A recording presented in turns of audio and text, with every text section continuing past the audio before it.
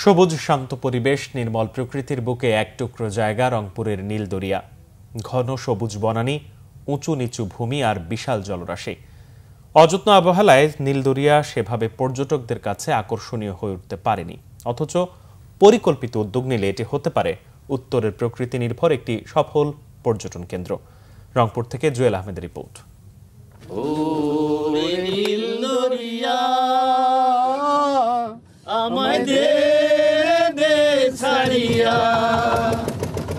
রংপুরের বিশাল জলরাশি নীলদরিয়া। নৈসর্গিক সৌন্দর্যে ভরা এই জলাশয়ের স্বচ্ছ জলরাশিতে নানা প্রজাতির মাছ আর সবুজ বৃক্ষের সমাহার মুগ্ধ করে আগত দর্শনার্থীদের। সঠিক পরিকল্পনা ও রক্ষণাবেক্ষণ করা হলে পর্যটকদের আগ্রহের কেন্দ্র হতে পারে নীলদরিয়া। কোনো প্রকারের নার্সিং ছাড়াই এত বড় একটা পর্যটন কেন্দ্রটা, চতুর্পাশে বিশাল একটা জলরাশি, মাঝখানে একটা দ্বীপ এবং চতুর্পাশে গড় আছে, উঁচু জায়গা যেটাকে বলে পাহাড়ের মতো। এতটা দৃষ্টিনন্দন, একেবারে ন্যাচারাল এরকম পিকনিক স্পট রংপুরে কোথাও নেই। ভৌগোলিকভাবে এটি দক্ষিণের জেলাগুলোর সাথে সহজ যোগাযোগ ব্যবস্থায় যুক্ত, যা পর্যটকদের জন্য বাড়তি সুবিধা। বর্তমানে অবহেলায় হারিয়ে যেতে বসেছে এর সৌন্দর্য।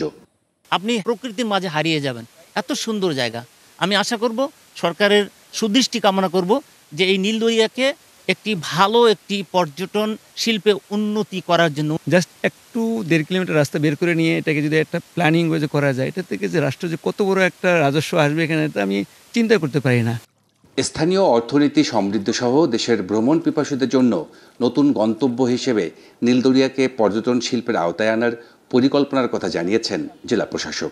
এত সুন্দর এবং ন্যাচারাল নৈসর্গিক, এটা যদি আমরা যত্ন নিতে পারি তাহলে এটাকে পর্যটন কেন্দ্র হিসেবে গড়ে তোলা যেতে পারে স্থানীয়ভাবে। আমরা জেলা প্রশাসন এবং উপজেলা প্রশাসন যৌথভাবে আমরা একটা চিন্তা করছি যে আমরা একটা পরিকল্পনা গ্রহণ করব যে নীলদরিয়াকে কীভাবে পর্যটন কেন্দ্র হিসেবে উপস্থাপন করা যায় আমাদের দেশের মানুষের কাছে।